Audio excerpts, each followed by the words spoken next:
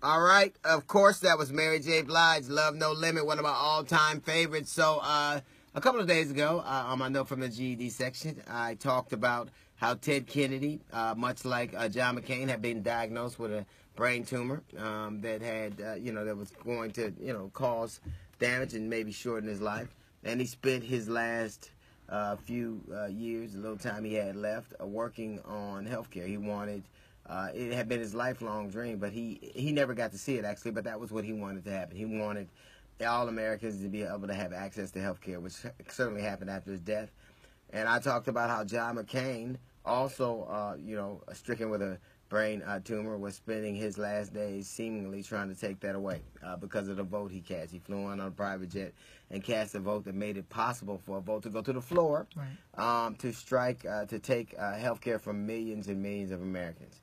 And last night, in dramatic fashion, he voted no and saved millions and millions of Americans with pre-existing condition, which he now has one. A lot of grief and stress and pain, and he came through. And he came through. He was being pressured by the vice president. He had been called by the president.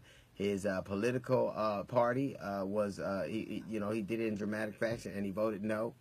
Along with two other Republican senators, and he voted against his party, and he voted for the American people. And it was the antithesis of everything I complained about. So I have to say, John McCain, I was wrong. I was wrong, and you came through, and it was heroic what you did.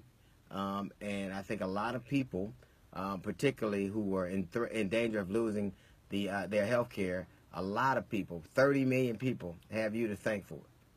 Because I think you took one for the team, and almost everything I said, and you're doing exactly what I said that Ted Kennedy did. You're spending whatever time you have left fighting for what you believe in, fighting for a Senate you believe in, and fighting for the American people. So for that, I apologize, and you did an honorable thing, and you are to be commended for that.